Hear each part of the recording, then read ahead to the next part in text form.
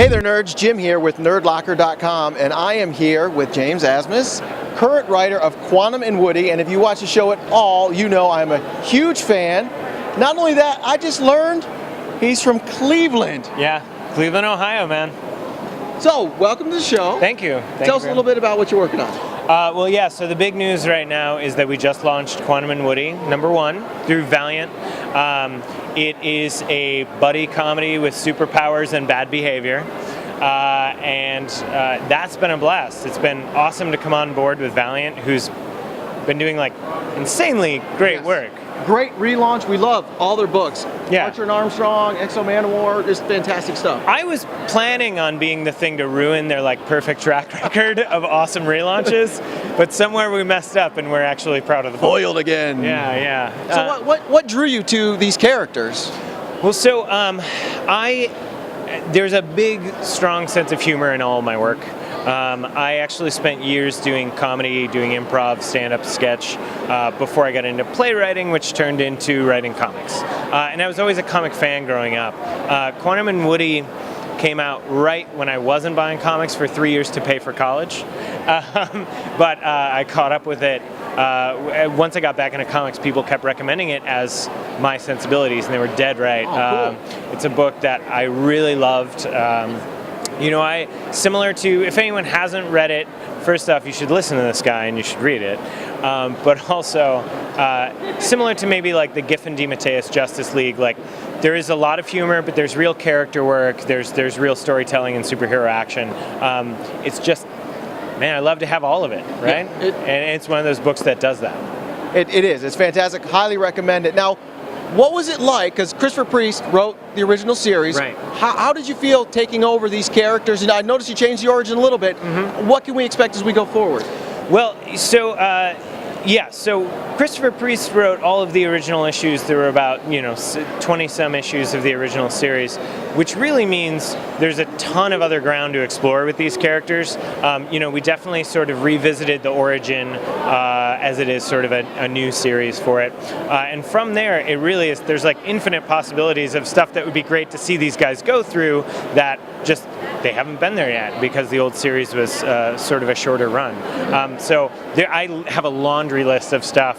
Good news. But the goat, which many people love, and if you know anything about the book, you know there's a specter of a goat hanging over this book.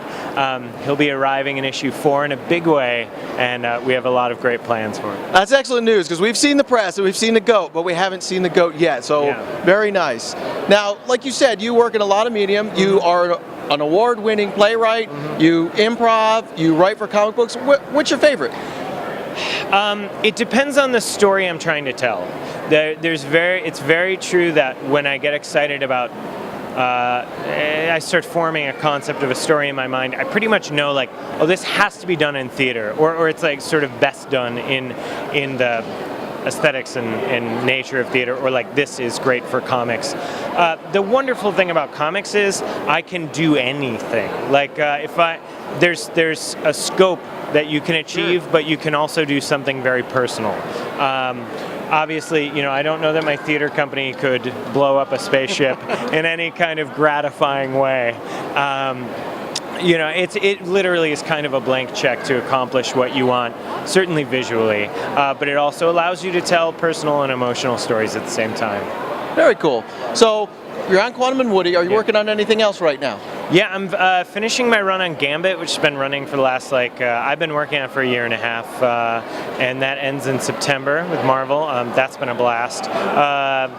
We're putting together the collection of a mini-series I did earlier this year, which is also a buddy comedy, The End Times of Bram and Ben for Image. That's right, yes. And so that collection's going to come out, I think, in November. So we're putting in some extra goodies and back matter and a little bonus story and stuff like that.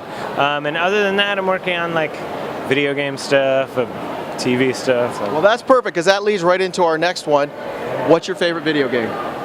Oh gosh, my favorite video game is Tetris, man. You can never stop playing it. I literally have had my Nintendo 64 for basically just Tetris and GoldenEye, and Mario Kart.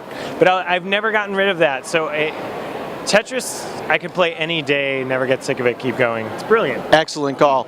And your favorite movie? Harold and Maude. Don't know if everyone knows it. Yes. That is a movie that is both hilarious and very heartfelt. And those are, if you can marry those things, I'm right there. And last but not least, your favorite comic book. Quantum and Woody, in stores now. Good answer. James, thank you very much. Really appreciate the time. My pleasure, man. Nerdlocker.com. Check out our review of Quantum and Woody and our interview with James Asmus. I'm James Asmus of Quantum and Woody and Gambit fame, and you're watching Nerdlocker, the place for your inner nerd.